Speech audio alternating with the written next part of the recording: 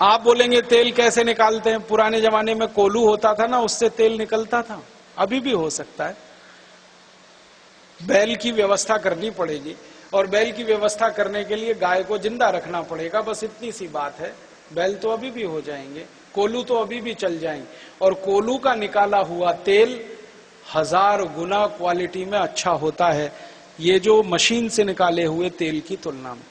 क्योंकि मशीनों से जो तेल निकलता है उसमें बिजली इस्तेमाल होती है, घर्षण बहुत तेज होता है, तेल की सारी पौष्टिकता उसमें जल जाती है क्योंकि तापमान बड़ा हो जाता है। कोलू से धीरे धीरे धीरे धीरे तेल निकलता है, उसकी पौष्टिकता बरकरार रहती है। और हमने तो परीक्षण कर लिया है, कोलू का तेल कोई भी आदमी खाए, कभी हार्ट अटैक होने की संभावना नहीं, कभी ट्राइग्लिसराइड्स बढ़ने की संभावना नहीं, कभी कोलेस्ट्रॉल बढ़ने की संभावना नहीं, क्योंकि उस तेल से HDL बढ़ता है और ये बाजार वाले तेल से LDL और VLDL बढ़ता है। LDL VLDL खतरनाक है, HDL तो जरूरी है। इसलिए कोलू के तेल की व्यवस्था हर गांव में होगी। तेल का बाजार 56,000 करोड़ का है और इस बाजार में हम हिंदुस्तान के लाखों गांवों को लगा सकते हैं। फिर इसी तरह से घी है, देशी गाय का घी, भैंस के दूध का घी, ये सब गांव में निकालने का काम हो सकता है। घी निकालना ऐसी कौन सी टेक्नोलॉजी है जो किसी को नहीं मालूम? दूध को दही बनाओ, दही का मट्ठा बनाओ, मक्खन निकालो, गरम करो, घी बनाओ। यूरोप में किसी को नहीं आता ये, हमें तो आता है, घर घर में आता है। तो घी निकालने का उद्योग, तेल का उद्योग, सूत का उद्योग, सूती कपड़े का उद्योग, फिर गांव में गेहूं पैदा होता है, गेहूं से आटा हर गांव में बन सकता है। चक्की हाथ की अगर चलवा दें हिंदुस्तान के करोड़ों घरों में, तो आटा जो तैयार होगा उससे ज्यादा पौष्टिक आटा मिल नहीं सकता आपको। जिन माताओं ने चक्की का पिसा हुआ आटा खाया है, किसी भी मां को बच्चे का जन्म करने के लिए सर्जरी नहीं करानी पड़ी है, सिजेरियन नहीं कराना पड़ा। ये हमारा इतिहास है आजादी के बाद का। चक्की चल सकती है, क्यों नहीं चल सकती? और चक्की चला के हम अपने पेट कम कर सकते हैं, शरीर को कम कर सकते हैं, शुद्ध आटे की पूर्ति हो सकती है। इसी तरह से भारत में 90,000 गांव हैं जहां आलू पैदा होता है, तो जिन गांव में आलू पैदा होता है वहां आलू का चिप्स बनाने का उद्योग चल सकता है। 65,000 गांव में टमाटर पैदा होता है इस देश में, जिन गांव में टमाटर पैदा हो सकता है वहां टमाटर की चटनी बनाने का उद्योग हो सकता है। 1,00,000 से ज्यादा गांव हैं जहां आम की भिन्न भिन्न किस्में पैदा होती हैं, आम का अचार बनाने का काम उन सब गांव में हो सकता है।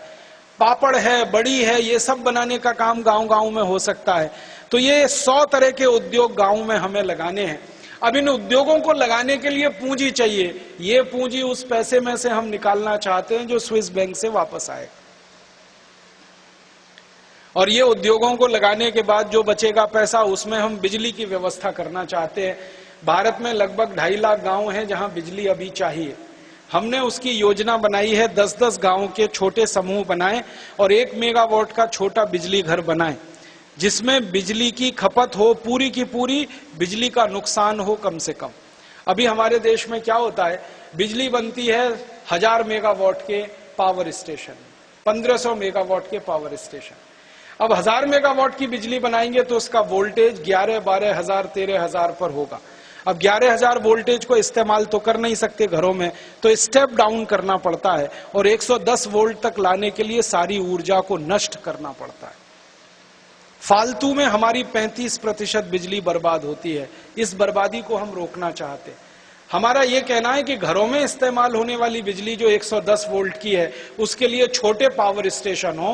कारखानों में इस्तेमाल होने वाली बिजली जो हाई वोल्टेज की है, उसके पावर स्टेशन अलग कर दो, दोनों को अलग अलग करो, डिसेंट्रलाइज करो, तो फालतू बिजली खराब ना हो और जितनी बिजली हम बचत करेंगे वही पैदा हो जाएगी। और 1 मेगावाट के बिजली घर को बनाने में 4.5 करोड़ का खर्चा आता है। 1 लाख बिजली घर भी हम लगाएंगे तो 4.5 लाख करोड़ का खर्चा है और हमारे पास 110 लाख करोड़ का फंड है, हो सकता है। फिर सड़क बनाने का काम हो सकता है, फिर हॉस्पिटल हर गांव में हो, डॉक्टर हर गांव में हो, दवा हर गांव में मिले। मैंने तो एक दिन सोचा था कि भारत के एक एक गांव के पास इतना पैसा हो सकता है कि वो आईपीएस पुलिस अधिकारी को गांव का चौकीदार बना के रख सकते हैं। इतना पैसा एक एक गांव के पास हो सकता। इस पैसे से विकास करेंगे हम। और मैंने एक दिन ये सब हिसाब जोड़ा तो पता चला कि मात्र 50 लाख करोड़ रुपए में भारत का हर गांव सोने का गांव हो जाएगा, स्वर्ग जैसा गांव हो जाएगा, मात्र 50 लाख करोड़ के खर्चे। और है हमारे पास 110 लाख करोड़, तो जो 60 लाख करोड़ बचेगा उसको भारत माता के नाम से एक फिक्स डिपॉजिट में जमा कर देंगे तो साल का ब्याज 6 लाख करोड़ का आ जाएगा। किसी को टैक्स लगाने की जरूरत नहीं पड़ेगी और इस देश की पूरी अर्थव्यवस्था को जीरो टैक्स बनाए।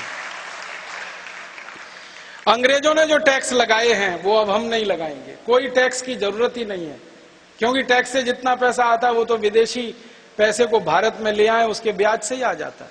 जरूरत क्या है? और टैक्स जैसे ही खत्म होंगे महंगाई अपने आप खत्म हो जाएगी। आपको एक छोटी सी कल्पना देता हूं, 100 रुपए की चीज आपको आराम से 30 रुपए में मिल जाएगी अगर सारे टैक्स खत्म हो जाए।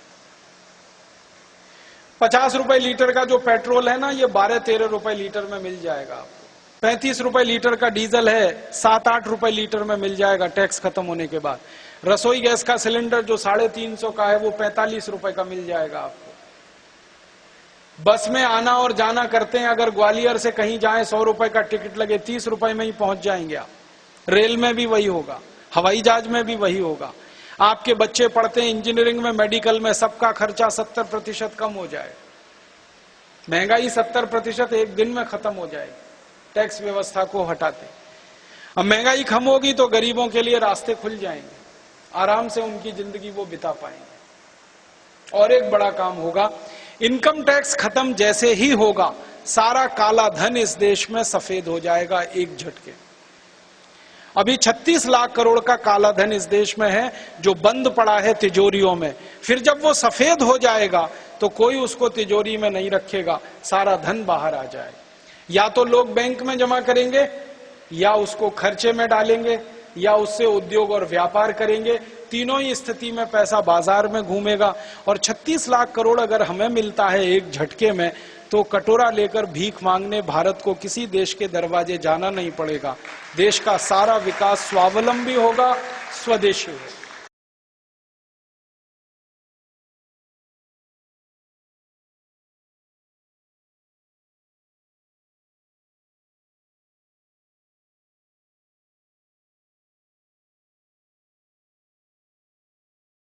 तीन कारण है।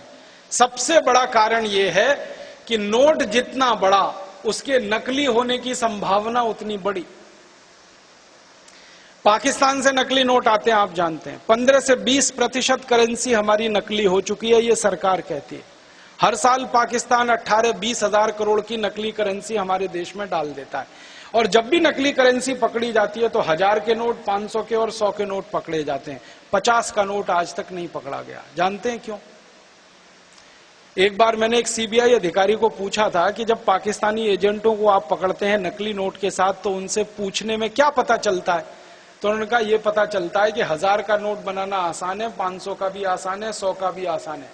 50 का नोट बनाने में 53 रुपया खर्च हो जाता है, इसलिए पाकिस्तान नहीं बनाता। 20 का नोट बनाने में 25 खर्च हो लेते हैं, इसलिए पाकिस्तान नहीं बनाता। उसका पाकिस्तान का उद्देश्य 1000, 500, 100 के नोट बना के नकली इस देश में डलवाना। तो 1000, 500, 100 के नोट ही बंद कर दो, देखें पाकिस्तान क्या करता है। तो नकली करेंसी कम हो जाएगी। दूसरा फायदा है कि रिश्वत कौन देगा फिर? अभी 10 करोड़ की रिश्वत देनी है तो 1000 के नोट ब्रीफ केस में भर के दे आते हैं। फिर 10 करोड़ की रिश्वत देनी है तो ट्रक भर के ले जाना पड़ेगा। कौन दे के आएगा देखें, और कौन ले लेगा वो भी देखें। रिश्वतखोरी कम हो जाएगी, भ्रष्टाचार कम हो जाएगा। और सबसे गंभीर बात यह है कि जब 84 करोड़ लोगों की एक दिन की आमदनी 20 रुपए है, इसका माने 84% हमारी करेंसी 20 रुपए ही चाहिए हमको। 1000 की क्यों करेंसी चाहिए?